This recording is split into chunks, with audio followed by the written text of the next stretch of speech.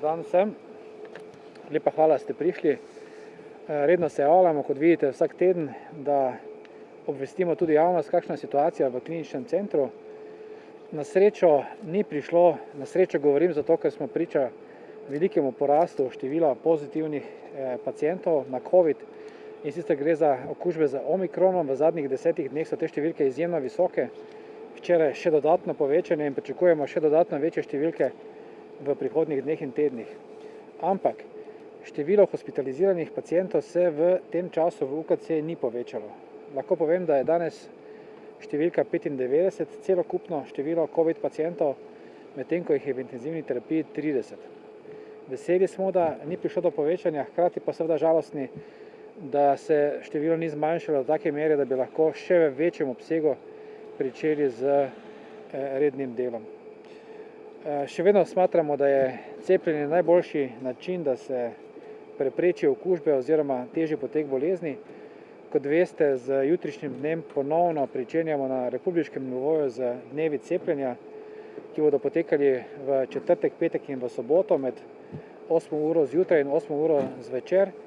Nadaljevali pa bomo z cepljenjem po našem standardnem urniku tudi v prihodnjih tednih. Tako da številke so takšne, kot so. V UKC Maribor se vsi zaposleni dejansko izjemno trudijo, da bi na najboljši možni način poskrbeli za paciente, govorim za COVID paciente in tudi ne COVID paciente, ki so zelo, zelo številni. Se pa seveda problematika stopnjuje, ker je število zaposlenih, ki odhajajo v karanteno zaradi rizičnih stikov oziroma okuženih, vendarle vsak dan večje. Število ljudi, ki je v karanteni, danes sicer ni večje kot 25, ampak število okuženih pa se veča v zadnjih dneh, tako da je bilo včeraj 17 pozitivnih zaposlenih. Bojimo se, da bo te številke šle še više in da bomo zaradi tega v hudi kadrovski stiski. Toliko za enkrat, mogoče vprašanje kasneje, zdaj pa še predstojnik urgentnega centra, dr. Prosen. Najlepša hvala. Pozdravljeni vsi, Gregor Prosen, predstojnik urgentnega centra. Čez vikend, začenši z petkom, smo imeli manjši cunami prihodov na urgenco, ki smo ga nekako zmogli. Bil je, bom rekel, mešanih barv, tako pacienti rdeči oziroma znano okuženi ali pa tisti, ki smo jim dokazali okužbo, kot tudi tisti, ki so znano preboleli oziroma niso okuženi, se pravi pacienti, ki se jim je stanje pač poslabšalo, niso mogli najti pomoči drugje. Čez vikend je povišano stanje nekako vztrajalo, zdaj k sreči te prve dni v tem tednu se je stanje malce pomirilo na prejšnjo raven. V zadnjih dneh ne beležimo pomembno večjega prirasta števila okuženih, tako da smo veseli, da je ta dinamika zdaj približno nevtralna. Je pa res, da bomo verjetno še v naslednjem tednu do dveh videli dejansko razplamtitev te pandemije. Kakor že povedano, glede na vse zgodbe, ki jih slišimo vsak dan, vseh naših pacientov, predvsem govorim tukaj o okuženih, bi še enkrat apeliral na vse v družbi, da se odzovejo pozivom na cepljenje, kajti to zdaj je jasno, je edina možnost, da iz tega izidemo vsaj približno kot zmagovalci in da vso to nepotrebne smrti in trpljenje preprečimo. Hvala. Mogoče, če samo tukaj nadaljujem, podkrepim te besede, ki jih je dr. Prosen izrekel. Procent tistih, ki so hospitalizirani pri nas z težkim potekom bolezni, je na akutnih oddelkih približno 15 do 20% takšnih, ki so cepljeni, in na intenzivni enoti med 10 in 15%. Skratka, približno 80 do 85%, ki so hospitalizirani v naši ustanovi, ni cepljenih. Tako da številke govorijo same zase in lepo prosim, da jih upoštevate. Kaj je bil razlog povečanega obiska na urgenci čez vikend? Dobro vprašanje. Kot rečeno, bilo je malo mešano, mogoče tudi fronta, ne vem, nekako silnice so petek naredile skoraj da peklenski. Kot rečeno, mogoče je bila samo aberanca, drugače pa smo bolj ali manj v zadnjem mesecu malo pod plafonom.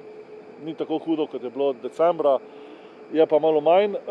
Zdaj pričakujemo ta val od danes naprej smo naše moštvo ukrepili še z enim popoldanskim specialističnim mestom in razmišljamo, če bo na naravo bolezni morda potrebno urgentni center razširiti v smislu neke malo bolj razširjene obravnave, da se ne bojo prevelike številke prevesile v bolnišnične obravnave. Ampak to bomo videli še do vikenda, naslednji teden in verjetno tudi v naslednjih parih tednih. Kako ste govorili o cunamiju, torej je bilo okuženih z... Ne, vseh skupaj. Mešano. Nažalost. Zdaj pa veliko se govori tudi o vdorih v bele cone v posameznih bolnišnicah. Jaz bi tukaj pohvalil naše zaposlene, za dejansko dosledno izvajajo navodila se strani EOBO in do vdorov v bele cone praktično ne prihaja. Imeli smo enega manjšega prejšnji teden, ki zajema samo nekaj pacientov in smo ga takoj, bi rekel, pogasili, zadušili.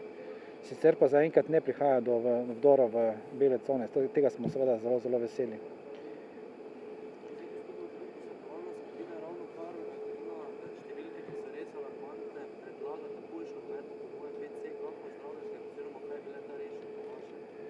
Glede, mi smo zadolženi tukaj, da skrbimo za zdravstveno varstvo pacientov, ki so zaupani naši ustanovi. Želimo si, da bi lahko poskrbeli za vse paciente, vendar v tem trenutku ne moremo. Poskrbimo za vse COVID paciente, medtem ko so tako imenovani beli pacienti prikrajšani. Pozdravljamo vsak ukrep, ki bo zmanjšal pritisk na našo ustanovo, ki bo zmanjšal pritisk COVID pacientov in na ta način onemogočil zdravljenje belim pacientom. Naj še enkrat povem, tudi v tem trenutku nismo sposobni krajšati čakalnih vrst, še zmeraj odpadajo operativni programi, naši ustanovi delujejo nekje na 60% in to je zelo, zelo majhno število.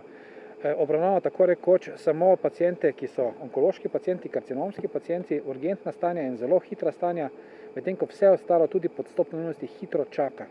In temu moramo napraviti čim prej konec in če bo PC pripeljal do tega, če bodo strokovnjaki iz tega področja ocenili, da je to pravilno, se bomo temu mi priklonili in bomo to pozdravili. Kaj pričakujete za prihodnja 2 tedna, glede na to, kako številke naraščajo? Številke dejansko okuženih zelo naraščajo, ampak če pogledamo podrobno, morate vedeti, da je med okuženimi daleč največ v skupinah relativno mladih ljudi. Najvišje je v starostni skupini med 25 in 35, potem 35 do 45, potem med 15 in 25 in zelo majhno število okuženih je v starostnih skupinah nad 65 let. Tako da v tem trenutku dejansko, prav zaradi tega, ker zbolevajo oziroma so okuženi mladi, ne prihaja še do takšnega pritiska na bolnišnice, če pa se bo ta krivulja prevesila v višje starostne skupine, ki pa na srečo so boljše precepljene, potem bo prišlo do hudega stanja, ampak mi smo vendarle optimistični, večina starejših ljudi je cepljenih, vemo, da so najbolj rizični tisti nad 50 letom. Ampak med hospitaliziranimi so pa tudi mladi. Mogoče opažate v zadnjem času, da je več mlajših? V tem trenutku opažamo, da je več pediatričnih bolnikov. Mi imamo danes 4 pediatrične bolnike, skratka otroke, kar je največ v zadnjem času in pričakujemo, da jih bo še več. Ampak procent tistih, ki se okužijo med otroci in potrebujejo bolnišnico, je relativno zelo, zelo majhen. Tako da starostne skupine v mlajših obdobjih so zelo izpostavljene v tem trenutku, ampak na srečo ne potrebujejo bolnišnice. Pa imajo težke zaplete, so kakšne pridružene bolezni večinoma zraven? Pri otrocih? Ja. Ne, pri otrocih gre v glavnem za pulmonalno simptomatiko. Seveda bomo pa spremljali to v prihodnjih tednih. Zaenkrat, kot sem rekel, danes 4, tudi na republiškem nivoju se te številke večajo, ampak kot sem rekel, prav zaradi tega, ker je število okuženih, šola poteka naprej zelo veliko, je vendarle v tistem majhnem procentu se to manifestira tudi v bolnišnicah. Zdaj, glede na to, da se omikron najmočneje razširil na zahodu in v bistvu prihaja ta val od zahoda do vas, kakšen je plan v verjetno bo že prihodnji teden tudi tu omikron več kot 50%, krepko več. No, gledajte, jaz mislim, da je že v tem trenutku več kot 80% tudi že pri nas. Ne. To je moja ocena. Jaz samo upam, da bo ta val relativno kratek. Zdaj smo imeli ravno sestanek na nivoju ministrstva in strokovnih direktorjev in poročila iz zahodne Slovenije, Primorske so, da se količina virusa v odpadnih vodah že niža. Ne, tako da imamo neko upanje, da bo ta val sicer visok, ampak kratek.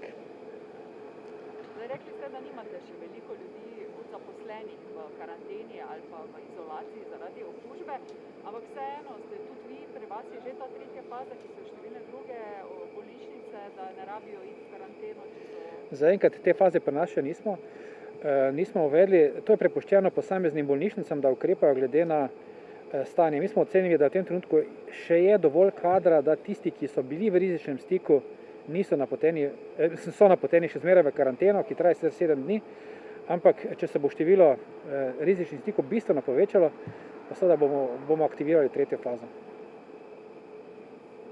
Še eno vprašanje, kakšno bo vaše stališče do omejevanja PCR testiranja? Na kak način? Na kakšen način mislite?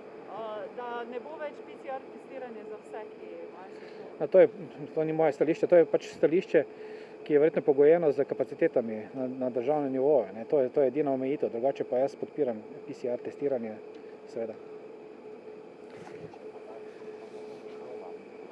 Ja, kar se tiče zdaj, koliko je pacientov, ki so pri nas trenutno hospitaliziranih, koliko jih je dokazan omikron, trenutno samo pri 5.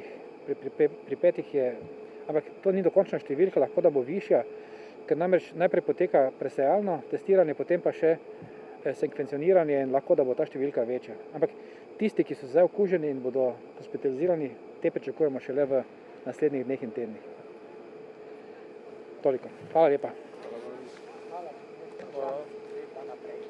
Nasvidenje, srečno.